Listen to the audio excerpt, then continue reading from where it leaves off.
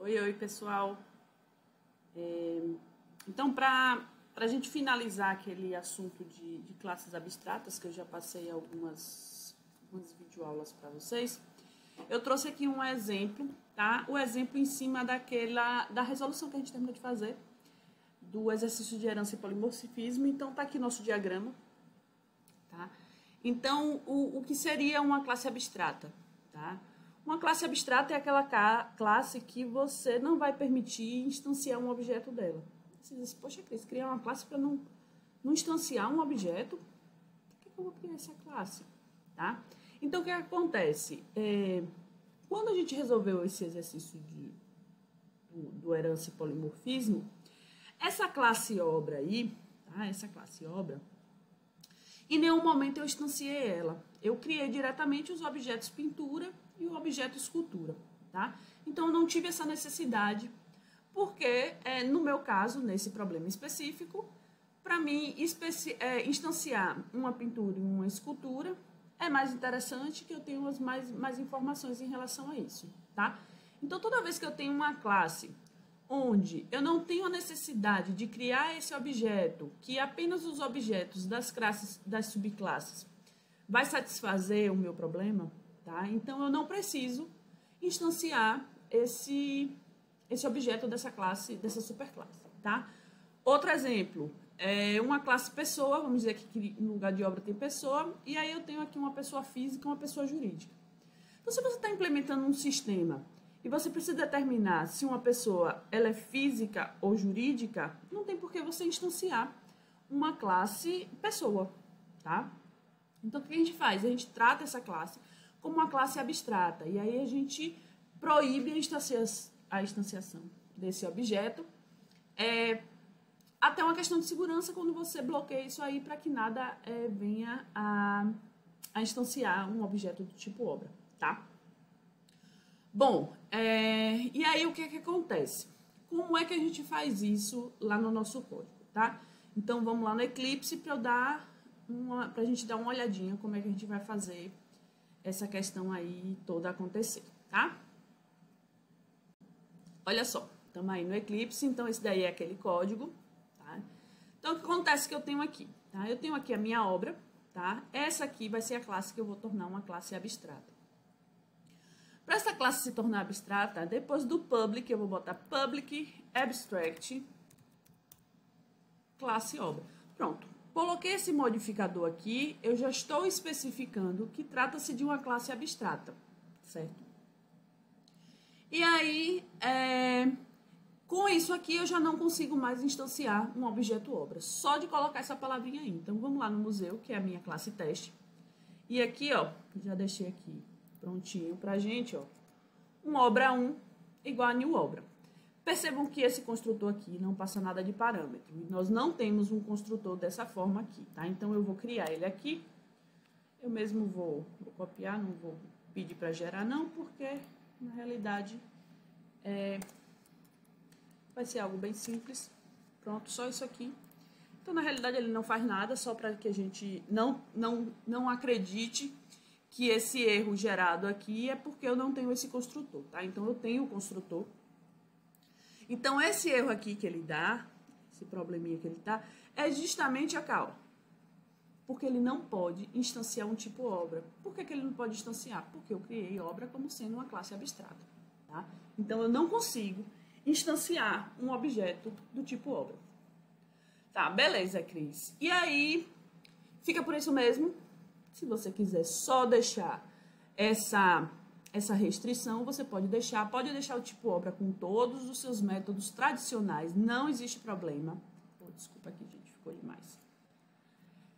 Não existe problema nenhum, tá? Você pode deixar suas classes da forma que você estava. Você pode utilizar, porque a herança existe, então as subclasses, elas vão conseguir utilizar os métodos tranquilamente. Beleza? Beleza. Aí nós temos aqui os atributos. Clis, eu posso colocar um atributo como abstrato? Não, a gente não consegue colocar um atributo como abstrato, tá? Então, eu vou colocar aqui só para vocês perceberem. Então, protect abstract string código, tá? Então, olha lá, modificador ilegal. Tá? Então, a gente só consegue colocar público, protegido, private, static, final, transiente e volátil. Tá? Só esses que são permitidos, tá? Para o atributo. Então, a gente não consegue colocar o abstract para um atributo, certo? Algum desses modificadores que eu mostrei, que eu falei agora para vocês, o static e o final eu vou falar logo para vocês, acho que na próxima aula, tá? Então, a gente já vai colocar essas questões desses outros modificadores, tá? E aí, aos pouquinhos, a gente vai inserindo esses novos modificadores para que vocês consigam firmar bem esses conceitos, tá? Que cada um está fazendo. Pronto. Bom, então a gente já sabe que a gente não pode fazer isso aqui, então vou retirar, tá? Porque não vai ser permitido. Beleza. Então já vimos na classe, já vimos nos atributos, vamos aos métodos. Cris, eu posso criar um método abstrato? Pode criar um método abstrato. O que acontece no método abstrato? O método abstrato, ele vai estar dentro de uma classe. Essa classe aqui, ó, vou criar um método, aquele método imprimir, tá? Então, eu vou gerar ele como um abstrato. O que acontece com o método quando eu crio ele como um abstrato? Eu vou colocar aqui public abstract void imprimir. Tá? Percebam que ele começou a dar um erro. Por que ele dá esse erro? Porque quando eu digo que o método é abstrato, eu só apresento na superclasse a assinatura desse método. Então, esse método aqui, ó, tem um corpo. Tá? Então, esse corpo aqui não pode existir quando um método é abstrato. Então, vou colocar um ponto e vírgula e vou comentar o corpo desse método. Tá? Então, só para a gente não perder essa codificação, vou deixar aqui dessa forma. Então, aqui, ó, eu tenho apenas a assinatura do método, tá? Informando que ele é um método abstrato. O que acontece com o método abstrato? Um método abstrato, ele necessariamente, ele deve ser implementado no seu corpo numa subclasse concreta. Cris, o que seria uma subclasse concreta? Tá? Então, a subclasse concreta é quando essa subclasse, tá? ela já não é abstrata. Como assim, Cris? Vou explicar melhor para vocês. Bom, então vamos dizer que eu tenho aqui a minha obra, eu criei como uma classe abstrata, tá? Abaixo dela, como uma subclasse, eu tenho aí a pintura, tá? Eu poderia criar pintura como abstrata também, tá? Nessa hierarquia aí de herança, tá?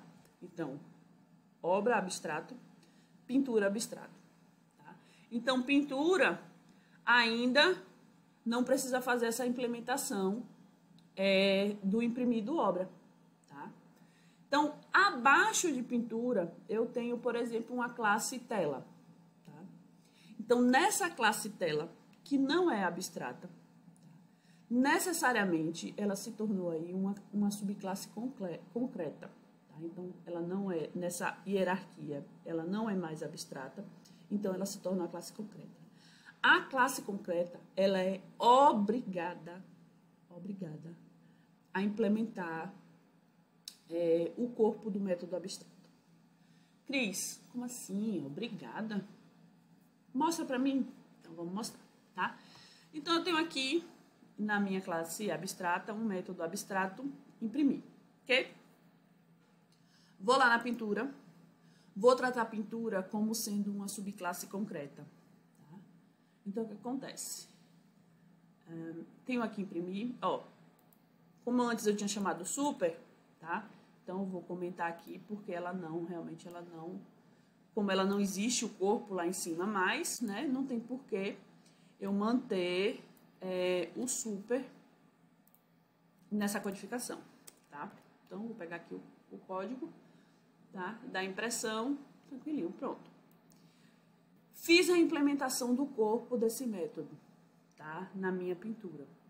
Cris, e o que acontece lá com escultura? Escultura também é uma subclasse concreta. Tá? Então, ela também tem que fazer essa implementação. Por quê? Porque o meu objeto escultura não vai conseguir acessar o meu objeto pintura. Tá? Não existe essa relação entre elas. E quem faz essa relação é com obra. Tá? Então, escultura também vai precisar, ó, fazer também uma implementação aqui. Pronto, aqui. Vai precisar também fazer essa implementação, tá? Então, olha só, o que é que eu tenho aqui? Meu método abstrato em obra. Em pintura eu fiz a implementação dele, em escultura também eu fiz a implementação. Se eu rodar aqui, deixa eu comentar aqui, tá? Porque a gente já sabe que a gente não pode instanciar. Vou rodar, ó lá, deu tudo ok. As impressões que nem a gente já tinha visto na aula anterior. Então, a lista de obras aqui do Ernesto Neto, show de bola. E aí eu disse para vocês que necessariamente a subclasse concreta, ela tem a obrigatoriedade de fazer essa impressão, certo? Então, o que acontece? Se eu chegar aqui e comentar o imprimir do pintura, percebam que não existe erro, tá? Sem problema. E se eu for rodar aqui o museu, olha lá, então já me deu um erro. Por que ele deu o erro aqui e ele não sinalizou antes, Cris? Porque a assinatura do método existe. Então, o método existe. Não é que o método não exista. O que acontece é que quando ele vai fazer a execução, ele percebe que não existe uma implementação para esse código. Só existe uma assinatura. E por isso ele dá aquele erro, tá? Então, ó, no momento que eu coloco o código novamente, rodo esse código, ele funciona normalmente, tá? Porque agora ele encontrou essa impressão, tá bom? Então é isso mesmo.